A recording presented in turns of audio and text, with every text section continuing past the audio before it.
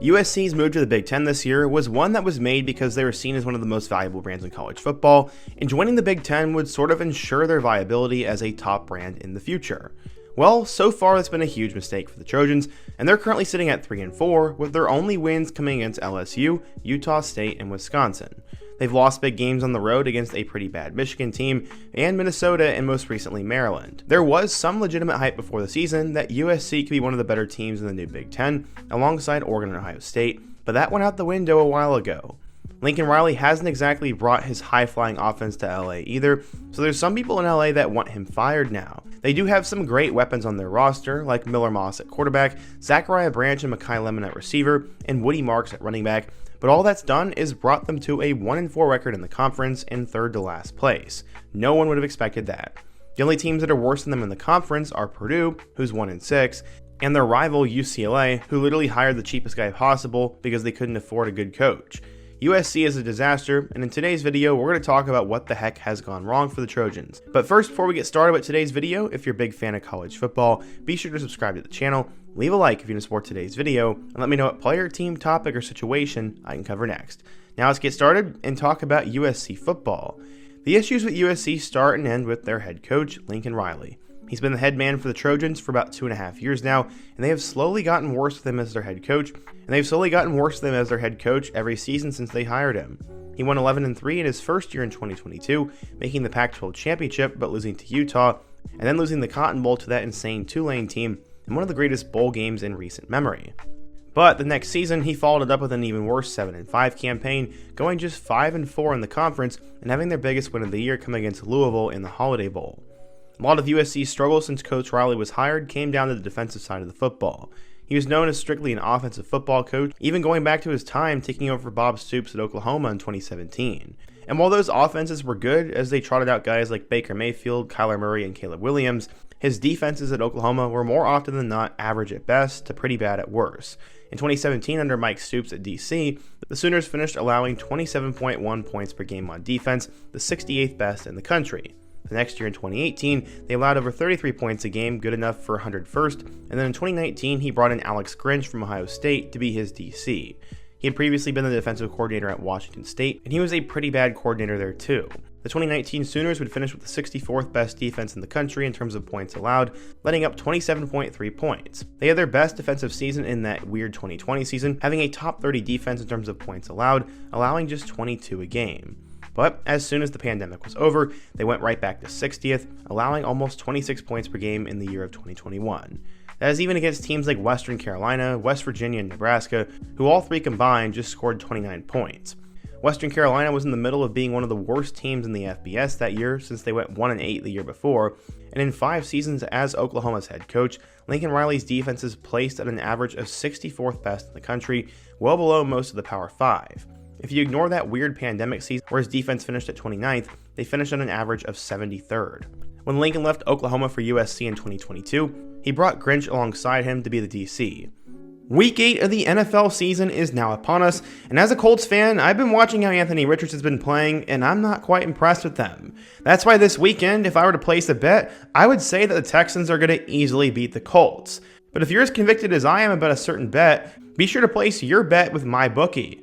This season, MyBookie is pulling out all the stops with incredible promotions like a weekly risk-free boost on Thursdays where you can bet without a sweat. If your bet hits, you win big. If it doesn't, forget it. MyBookie will refund your wager. But that's just the beginning. MyBookie is giving away hundreds of thousands in prizes with their Super, Survivor, and Square contests. Get your entries now in for your shot at huge cash rewards. When you're ready to get started, be sure to use my promo code Fisher50 and make sure to get some extra cash on top of your first deposit.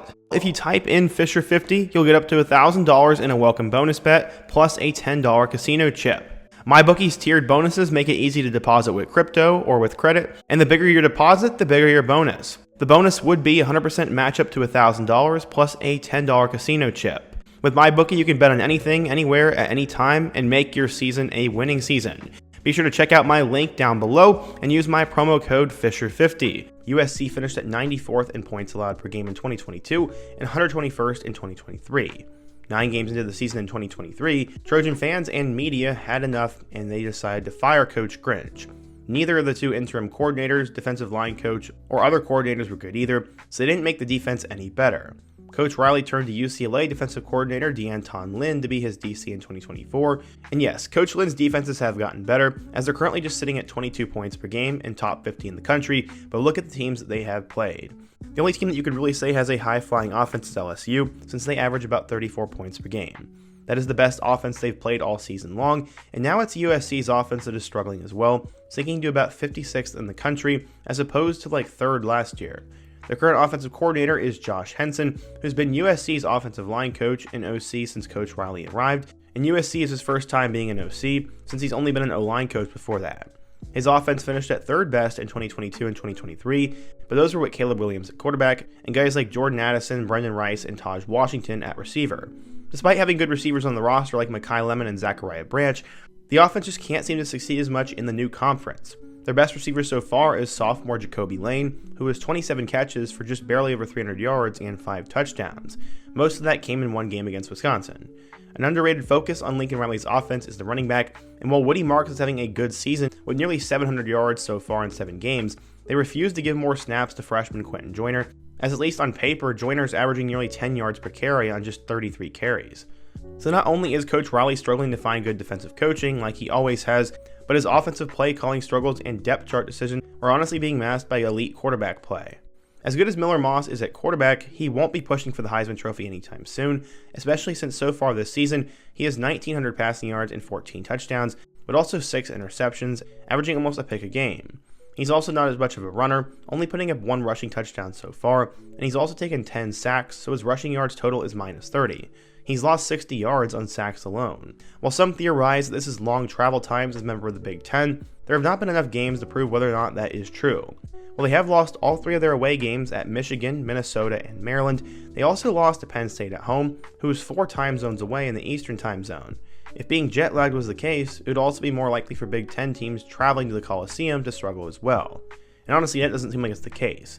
But it still could be at least a little bit of an issue, since Penn State only won that game by 3, and currently looks like they might be one of the better teams in the Big Ten. The real way to judge whether or not road teams in the Big Ten struggle more than once they cross time zones is Oregon, who's currently ranked number 1 in the country, and has only played 1 true road game outside of the Pacific time zone. So far they've only played Purdue, so we don't really know. That's a possible repercussion of alignment that we'll have to look out for in the coming weeks and in the coming seasons. The bad news for USC is that it doesn't look like this season will get any easier.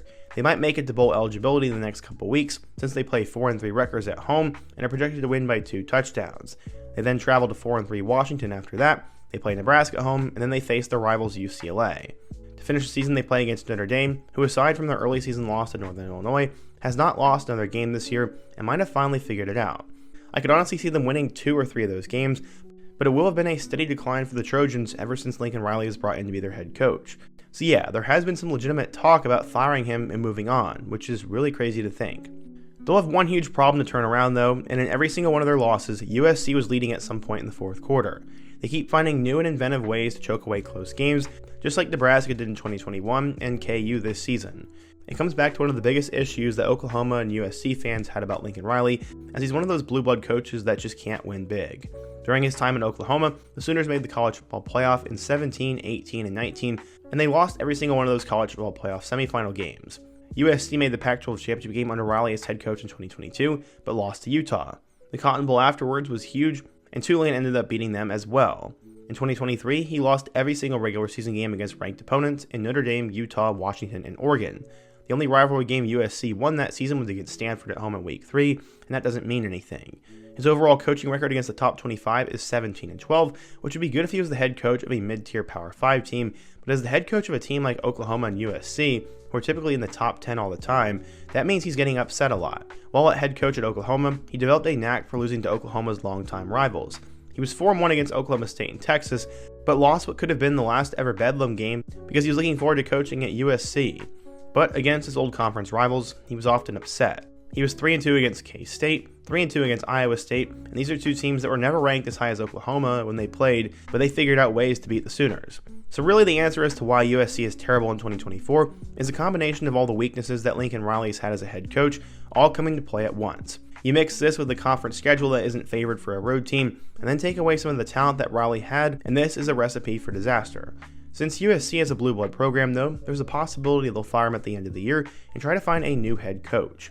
But they really need to get their offensive and defensive coordinators figured out first, and they need to figure out what their identity is going to be in the new Big Ten Conference.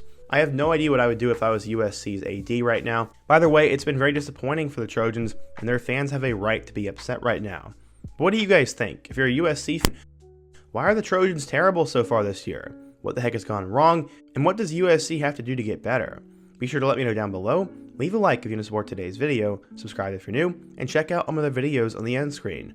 Hope to see you guys again soon, but until next time, peace.